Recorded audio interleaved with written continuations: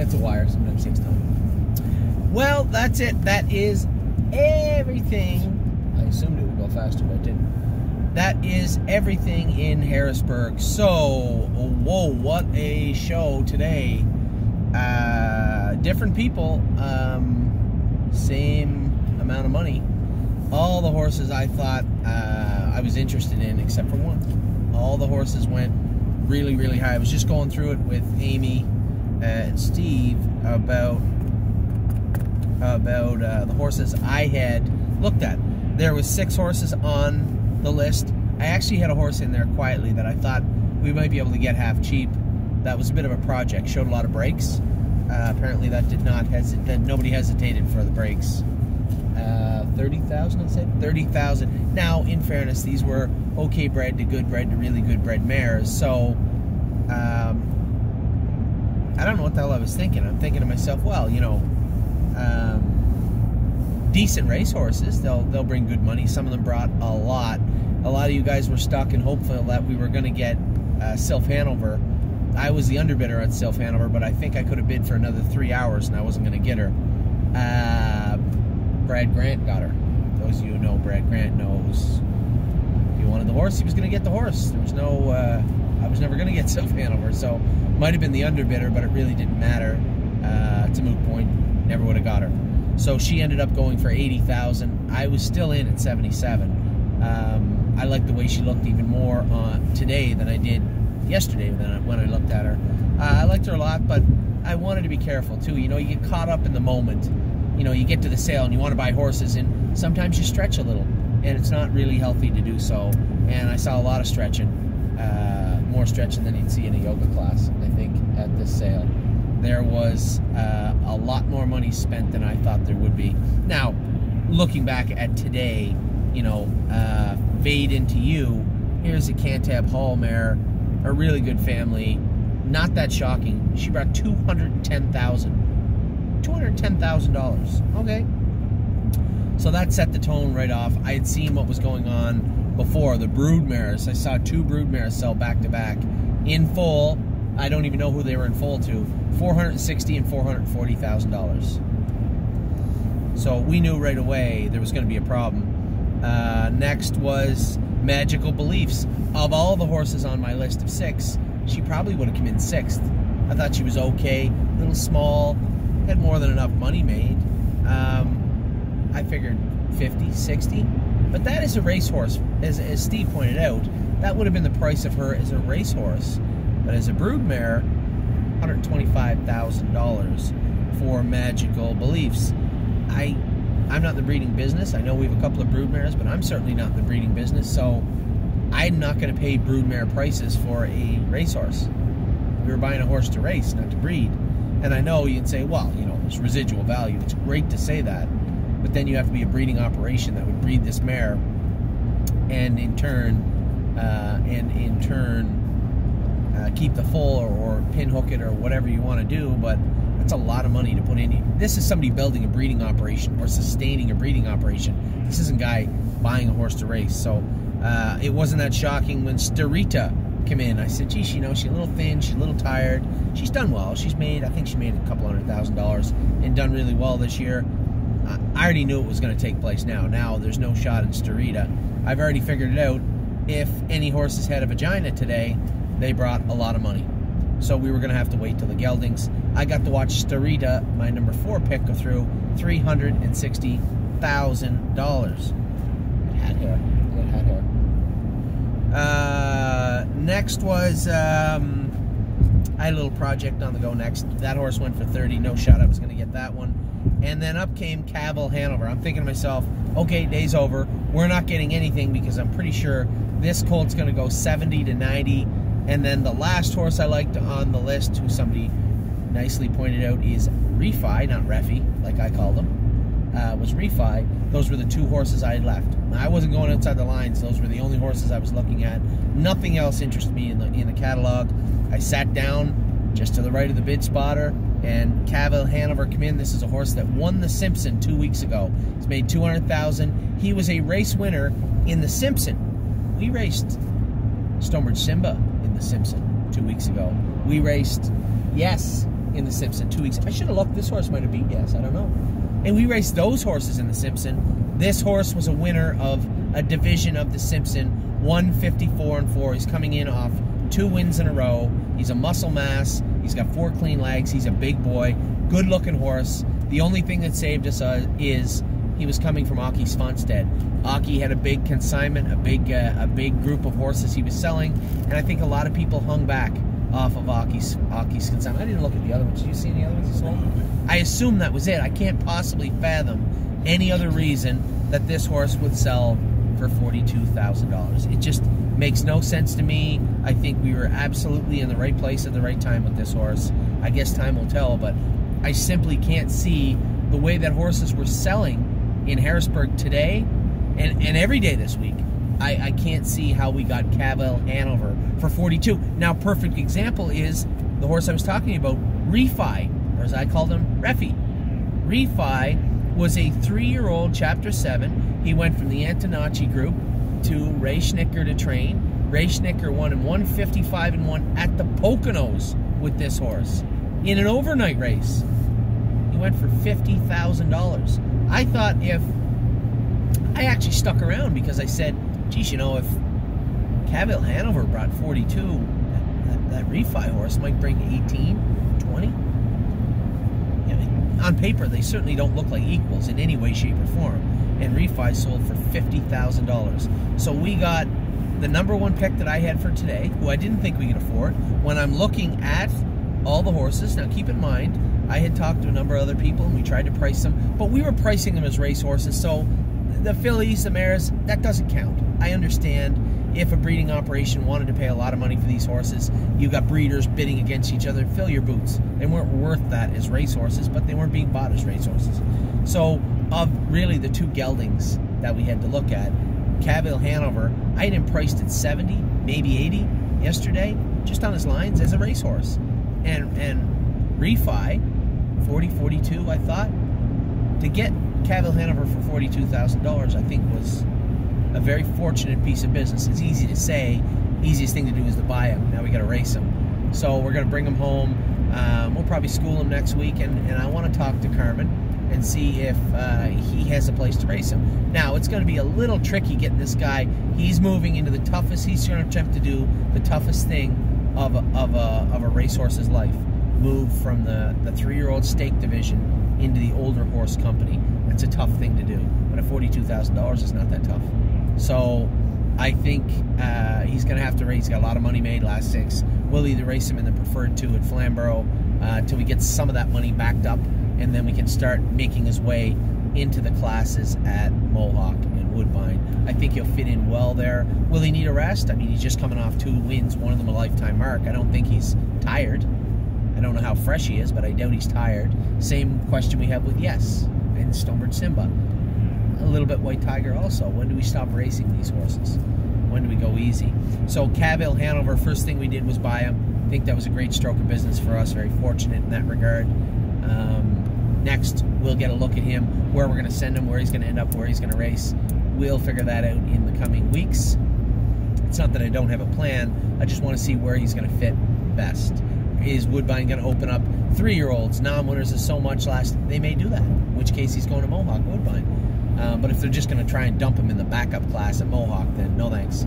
We'll race him at Flamborough until we back some of that money off his card, and at least some of that stake money off his card, and then, you know, we'll be able to fit a mid-condition class at Mohawk, which I think is smart. White Tiger race today, just got beat. I saw White Tiger do something he never did before now. Pavlos corrected me and said he was first over in his first lifetime start. Kind of. He was first over for 4 steps. Today he ended up first over, which is not White Tiger's trip. And I keep telling you guys, this horse is transforming into a better horse all around. And I was a little upset he didn't get away closer with him today, but regardless, he got away 5th. He ended up slow grind, first over, come at him down the backstretch, fought to the wire, and ended up 2nd, beat a half a length or something in 56-1. Again, a different type of mile from White Tiger. He's not used to that, and he doesn't race like that. So I was happy to see that. Again, he keeps he has the ability to stay down a little bit in the conditions, and I want to see him continue to race there. It's a good spot for him. If we take him home, fine. If we send him to Illinois in the winter, which we may, that's fine too. I think there's a multitude of things we can do with White Tiger. I'm just happy to see him back on track, so to speak. So, looking through Harrisburg, I think we had a great week. Obviously, I didn't get all the horses I wanted, but I got some that I really did want. I think we were very lucky to get Stacy Hanover. I think we paid what was due on Off-Road Hanover. Now, looking through the rest of the sale, I think we probably underpaid for him, but that's what I kind of had him pegged at. I think he's going to be a nice-looking horse. And Mario had sent me a message. He said, yeah, those horses got here. We already jogged them. He's learning. So Mario's already jogged Off-Road Hanover. He must have jogged Stacy, too, did he? Maybe? He said they jogged 3, but we sent 4 home. So Off-Road Hanover and Lincoln Hanover have already been jogging. They look good, apparently. We'll probably have some videos or something for you this week, next week. But all in all, it's been a pretty good week. We started with Lincoln Hanover at $17,000. There is no one can go through that catalog and then look at Lincoln Hanover's breeding and then look at him in person and say, yeah, he's worth that. We simply underpaid for Lincoln Hanover. Off-Road Hanover was next. I think we paid fair price for him, which ended up being probably a little lower than he would have went for or could have went for, but nevertheless, fair is fair. I think we gave what he was worth. Then we got Stacy Hanover was next. Stacy Hanover, I think, was one of the best buys in the entire sale, I believe, was Stacy Hanover, and I'll continue to say that until the day comes she proves me wrong. But Stacy Hanover, with the exact same lineage as Glacier Hanover, one selling for $470, the other one for $45. Sorry, I think it was just a fantastic deal. Frilly Fringes, I believe she was probably worth a little bit more. That's the filly that's the Southwind Franks, but in fairness, the Southwind Franks were selling a little weaker. I did not see that coming this season. Did you think that Southwind Frank was going to sell that week? I thought they would sell higher than Bar Hoppings. Yes. That's what I thought. I thought Bar Hopping was going to be our boy this year, but it turned out that it was Southwind Frank. We have 2 fillies by Southwind Frank. I love Iglair AM and everything she looks like she's going to be able to do, and I'm really, really excited to start going with Frilly Fringes. That was 4. Who was our 5th one? That was the next day. Anybody want to jump in? We ended up with this. I know who the 5th one was. My girl. The Sebastian K filly. Okay. No, Stacy Hanover's the Trixton. My filly is what's her name? One Love Hanover? One My Love Hanover? Yeah. One Love Hanover? The Sebastian K filly is the filly that, and I apologize for those of you out there that said, well, you know, you didn't say how much you liked her. I loved her. And there was very few horses in the sale that I thought we could buy, or I was sure we could buy, that I really wanted and we got.